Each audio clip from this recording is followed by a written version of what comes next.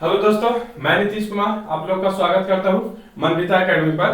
तो हम लोग जो देख रहे थे पूर्वावलोकन का सीरीज या घटना चक्र का, उसी को हम लोग आगे बढ़ाते हैं। जो भूगोल में मैंने घटना चक्र का एक जो हुआ था, उस एक चैप्टर हुआ था, उसको हम लोग अब उसी को आगे बढ़ाते हैं। जैसे इतिहास का जो मॉडर्न इंडिया का है, उसको मैंने आगे बढ़ाया, साइंस का मैं बढ़ाऊंगा, उसी तरह से मैं बढ़ाते चलूंगा। ये तीन चीज रेगुलर चलेगा, तीन चीज रेगुलर आपके एकदम सिंपल वे में चलता रहेगा। तो आप लोग भी वीडियो को ज्यादा से ज्यादा लाइक करिए, शेयर करिए, सब्सक्राइब करिए, एक दूसरे को शेयर करके भेजिए और बताइए अच्छा से अच्छा कंटेंट यहाँ पर ही आपको मिलेगा। तो चलिए हम लोग शुरू करते हैं। क्वेश्चन नंबर ये तो मैंने पढ़ा दिया था, ये भी हो गया था।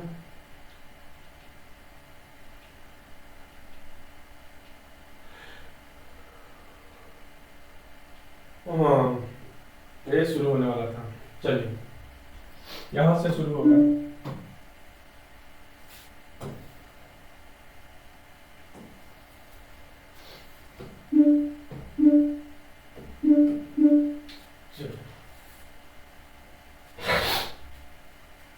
अक्षांशीय विस्तार, ये जो है इसी को दूसरा चैप्टर मानते हैं। यही क्या है? अक्षांशीय विस्तार। तो अक्षांशीय विस्तार के बारे में, अक्षांशीय रेखा किसको कहते हैं, देशांतर रेखा किसको कहते हैं, उसी को हम लोग देखेंगे। तो अक्षांशीय विस्तार को हम लोग दूसरा चैप्टर मानकर इसी को आगे बढ़ाते हैं। चलिए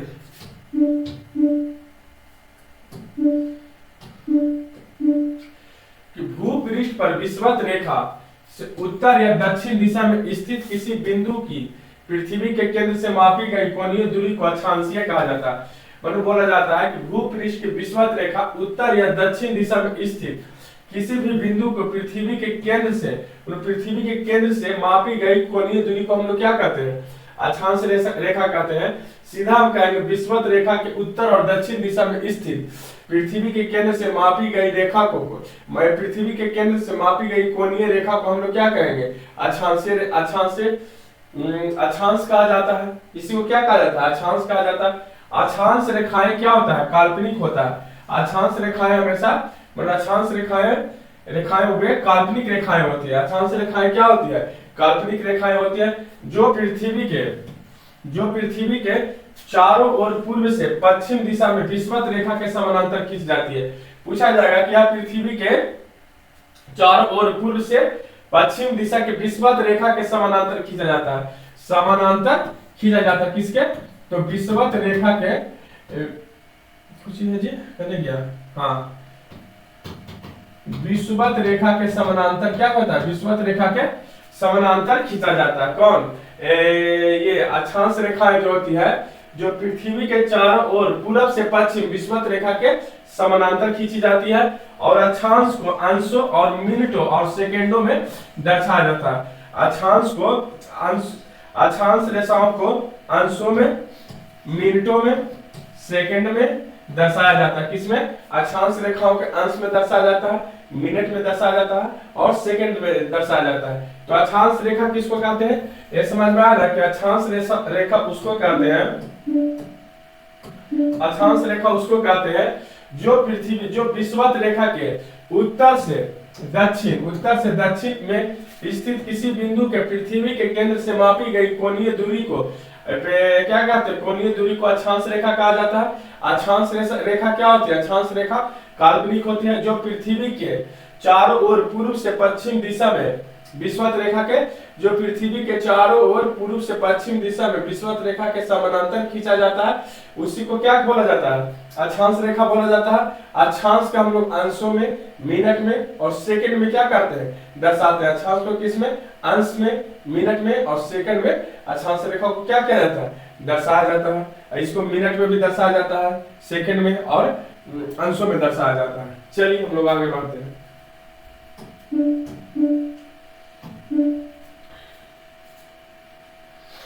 दूसरा कारण कि पृथ्वी को दो बराबर भागों में बांटने वाले अक्षांश को भूमध्य रेखा कहा जाता है। पृथ्वी को यदि दो बराबर भागों में बांटा जाता है उसको क्या कहा जाता है? अक्षांश रेखा कहता है। पृथ्वी को दो बराबर भागों में बांट देने वाली रेखा को हम लोग क्या कहते हैं? अक्षांश रेखा कहते हैं। विषुवत भूमध्य रेखा के उत्तरी भाग को उत्तरी गोलार्ध कहा जाता है और दक्षिणी भाग को दक्षिणी गोलार्ध कहते हैं। जो विषुवत वृत्त के भूमध्य रेखा के उत्तरी भाग में होता है उसको हम लोग उत्तरी ध्रुव कहते हैं। जो विषुवत रेखा के दक्षिणी भाग में होता है उसको हम लोग क्या कहते हैं? दक्षिणी गोलार्ध कहते हैं। किसा कहते हैं? दक्षिणी गोलार्ध कहते हैं। भूमध्य रेखा के उत्तर में स्थित अक्षांश रेखाओं को उत्तरी अक्षांश रेखा कहते हैं। भूमध्य रेखा के उत्तर में स्थित अक्षांश रेखाओं को हम लोग उत्तरी अक्षांश रेखाएं कहते हैं और भूमध्य रेखा के दक्षिण में स्थित अक्षांश रेखाओं को दक्षिण अक्षांश रेखाएं कहलाता है। जैसे अब पूछा जाएगा कि पृथ्वी को दो बराबर भागों में कौन बांटता है, तो पृथ्वी को दो बराबर भागों में कौन बांटता है बाबू? भूमध्य रेखा बांटता है। कौन?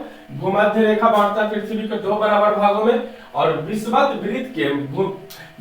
वृत्त या भूमध्य रेखा के उत्तरी ध्रुव को उत्तरी गोलार्ध कहते हैं और दक्षिणी ध्रुव को दक्षिणी गोलार्ध कहते हैं। और भूमध्य रेखा के उत्तर में स्थित अक्षांश रेखाओं को उत्तरी अक्षांश रेखा कहते हैं और भूमध्य रेखा के दक्षिण में स्थित उत्तर में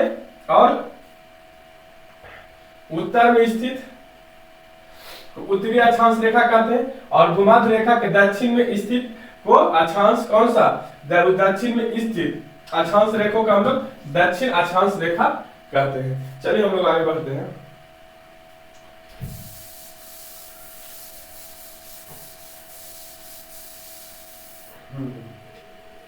यदि अक्षांश रेखा को 1 डिग्री के अंतर्गत पर खींचा जाए तो उत्तरी गोलार्ध में 89 अक्षांश रेखाएं तथा दक्षिणी गोलार्ध में 89 अक्षांश रेखाएं होगी। बोला जा रहा है कि 1 डिग्री के अंतराल पर यदि खींचा जाए तो उत्तरी गोलार्ध में कितनी अक्षांश रेखाएं खींची जाएगी? 89। और दक्षिणी गोलार्ध में भी कितनी रेखाएं खींची जाएगी? तो 89। मतलब दोनों में सेम ही रेखाएं खींची जाएगी। मतलब यदि अक्षांश रेखा को 1 डिग्री यदि पूछा जाएगा कि यदि अक्षांश रेखा को 1 डिग्री के अंतराल पर खींचा जाए तो उत्तरी और दक्षिणी गोलार्ध में कितनी रेखाएं खींची जाएगी? तो दोनों गोलार्ध में समान रेखाएं खींची जाएगी। यानी यदि संख्या की बात करेगा तो 89 दोनों में खींचा जाएगा, 89 उत्तरी और दक्षिणी गोलार्ध दोनों में खींचा जाएगा। इस प्रकार विषुवत रेखा को लेकर अक्षांश रेखाओं की कुल संख्या 179 होगी। कितना होगी? 179 होगी। किन्हीं दो समानांतर अक्षांश रेखाओं के मध्य की दूरी लगभग 111 किलोमीटर होता है। किन्हीं दो समानांतर अक्षांश रेखाओं मतलब इन दोनों अक्षांश रेखाओं के समानांतर की जो दूरी होगा 111 किलोमीटर होता है। कितना? 111 किलोमीटर होता है। दो समानांतर अक्षांश रेखाओं की जो मध्य दूरी होता है, जो बीच की जो दूरी होगी कितना किलोमीटर होगा? 111 किलोमीटर होता है। भूपृष्ठ पर उत्तरी ध्रुव एवं दक्षिणी ध्रुव को मिलाने वाली काल्पनिक रेखा जो पृथ्वी के दो बराबर भागों में बांटती है, मतलब क्या होता है कि भूपृष्ठ उत्तरी ध्रुव और दक्षिणी ध्रुव को मिलाने वाली काल्पनिक रेखा जो पृथ्वी के दो बराबर भागों में बांटती है उसी को हम लोग क्या कहते हैं? प्रधान या मनोन्तर रेखा कहा जाता है। उसी को क्या कहा जाता है? प्रधान ग्रीन बीच मेन लाइन उसी को बोला जाता है। पृथ्वी को उत्तरी ध्रुव और दक्षिणी ध्रुव को मिलाने वाली काल्पनिक रेखा जो पृथ्वी को दो बराबर भागों में बांटता है। जैसे पृथ्वी को दो बराबर भागों में कौन बांटता है? भूमध्य रेखा बांटता है। और भूमध्य रेखा कहते किसको है? जो पृथ्वी के उत्तरी ध्रुव में जो स्थित है उसको उत्तरी ध्रुव, जो दक्षिणी भूमध्य रेखा और विषुवत रेखा मतलब विषुवत रेखा और भूमध्य रेखा उत्तरी ध्रुव में स्थित हो उसको उत्तरी ध्रुव, दक्षिणी ध्रुव में स्थित हो उसको दक्षिणी ध्रुव कहते हैं। और क्या? और वैसी रेखा जो काल्पनिक होता है जो पृथ्वी के क्या बोला जाता है? दक्षिण ध्रुव के अक्षांश रेखाएं वह कहलाती है। जो उत्तरी ध्रुव में रेखाएं स्थित होती है उसको उत्तरी ध्रुव अक्षांश रेखा, जो दक्षिण ध्रुव पर स्थित होता है उसको दक्षिणी ध्रुव अक्षांश रेखा। तो वही कह रहा कि भूपृष्ठ पर दक्षिण और उत्तर ध्रुव को मिलाने वाली काल्पनिक रेखा जो पृथ्वी के दो बराबर भागों में बांटते हैं उसको ग्रीन बीच मेन लाइन बोला जाता है। उसी को बोला जाता है प्रधान या मनोत्तर रेखा। उसी को बोला जाता है क्या? प्रधान या मनोत्तर रेखा कहा जाता है। यह लंदन के ग्रीनविच शहर से गुजरती है। यह लंदन के ग्रीनविच शहर से गुजरती है। कहां से? यदि पूछा जाएगा कि पृथ्वी को उत्तरी ध्रुव और दक्षिणी ध्रुव को मिलाने वाली काल्पनिक रेखा जो पृथ्वी के दो बराबर भागों में बांटते हैं उसको हम लोग क्या कहते हैं, तो उसको कहते हैं ग्रीन बीच मेन लाइन कहते हैं।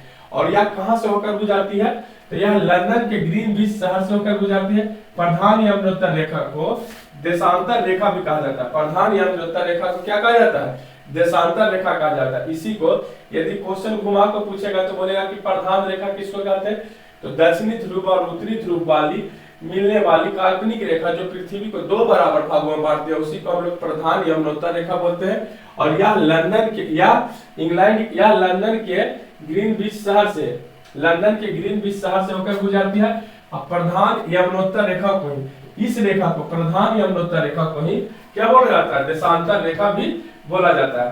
प्रधान यमुनोत्तर के पूर्व एवं पश्चिम में उत्तरी ध्रुव, प्रधान यमुनोत्तर रेखा के पूर्व एवं पश्चिम में उत्तरी ध्रुव तथा दक्षिणी ध्रुव को मिलाने वाली काल्पनिक रेखा को देशांतर रेखा कहा जाता है।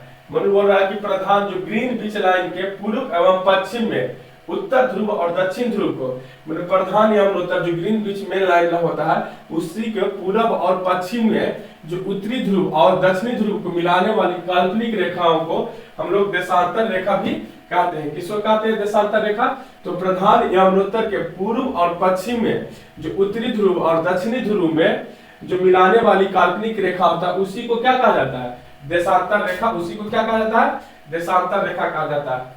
देशांतर रेखा समानांतर नहीं खींची जाती है। अक्षांश रेखाएं क्या होती थी, समानांतर खींची जाती थी, लेकिन देशांतर रेखाएं समानांतर खींची नहीं जाती है।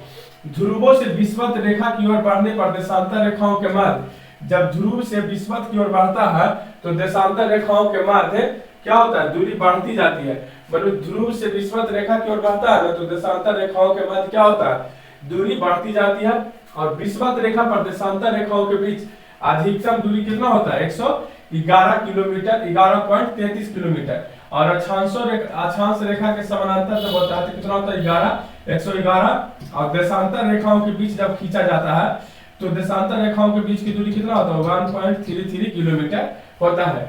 ये हो गया देशांतर के, इसका हो गया 111.33। और ये हो गया अक्षांश रेखा है, इसका कितना होगा, 111 होगा जो खींचा जाता है।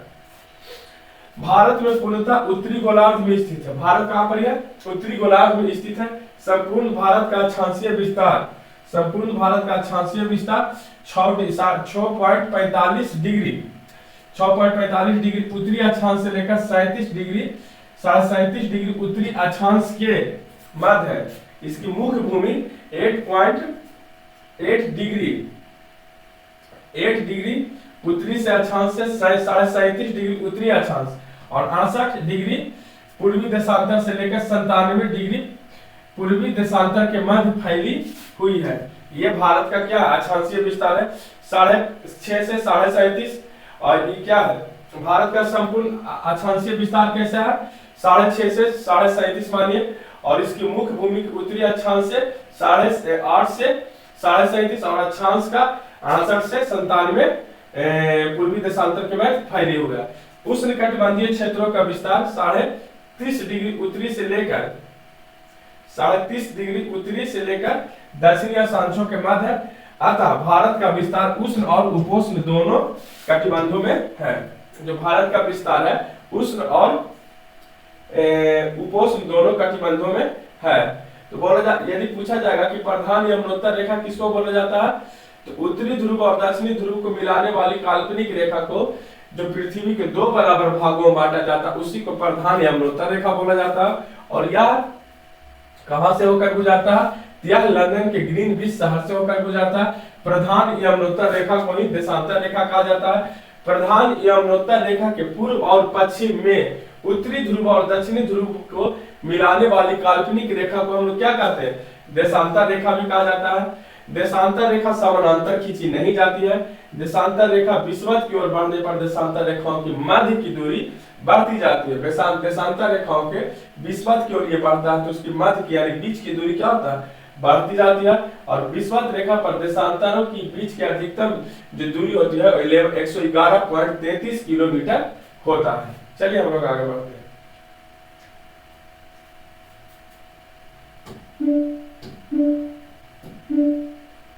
भारत विस्तृत है, भारत विस्तृत है 37.5 पॉइंट इतना इतना इतना इतना के बीच।